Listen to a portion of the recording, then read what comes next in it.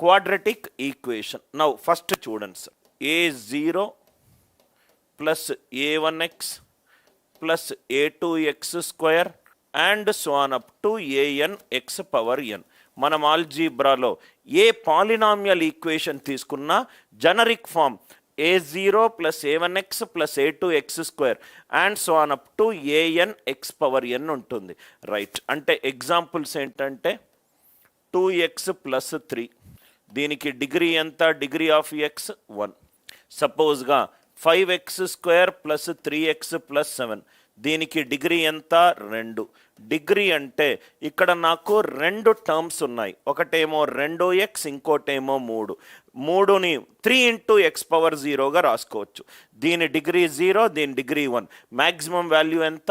1. Degree అంటే ఇచ్చిన వాల్యూలలో maximum power of x తీసుకోవాలి. ఇది x power 0, x power 1, x power 2. So degree 1 గనుకుంటే దానిని లీనియర్ ఈక్వేషన్ అన్నాం. లీనియర్ ఈక్వేషన్ సమీకరణము విత్ పవర్ ఆఫ్ x 1. దీని డిగ్రీ గనక 2 ఉంటే దాన్ని వర్గ సమీకరణము అని అన్నాం. సమీకరణము డిగ్రీ ఆఫ్ 2. ఇదే గనక సమీకరణం అంటే ఏంటి సార్? ఈ ఇచ్చిన ఎక్స్ప్రెషన్ గనక 0 తోటి ఈక్వేట్ గనక అవుతే, ఏదైనా మనము 0 తోటి ఈక్వేట్ చేస్తే దాన్ని మనము సమీకరణము అని అన్నాం, ఈక్వేషన్ అని అన్నాం. డిగ్రీ 2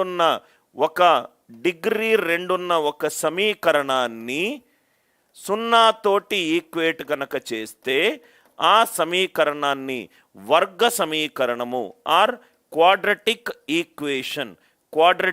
ఈక్వేషన్ అని అంటాం. అసలు దాని పేరే క్వాడ్రటిక్ ఈక్వేషన్. క్వాడ్రటిక్ ఈక్వేషన్ అంటే సమీకరణంలో డిగ్రీ ఎంత ఉండాలి? 2 ఉండాలి. డిగ్రీ ఎంత ఉండాలి? 2 ఉండాలి. జనరల్గా మన ఇంటర్మీడియట్ సిలబస్లో 2 వేరియబుల్ల మీద డిగ్రీ చేస్తాము.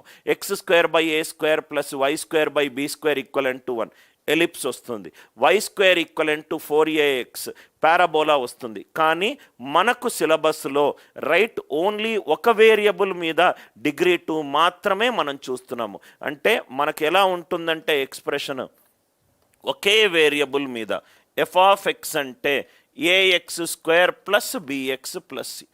f ఆఫ్ x అంటే ax² + bx + c. f of x, y కాదు, అది ఇంటర్మీడియట్ సిలబస్. మనకిన్న దాంట్లో x ఉంటే ax² + bx + c ఉంటుంది, y ఉంటే ay² + by + c ఉంటుంది. క్వాడ్రటిక్ ఈక్వేషన్ వర్గ సమీకరణము. ఏదైనా ఒక ఎక్స్ప్రెషన్ని 0 తోటి ఈక్వేట్ కనుక చేస్తే దాన్ని మనం సమీకరణం అన్నాము.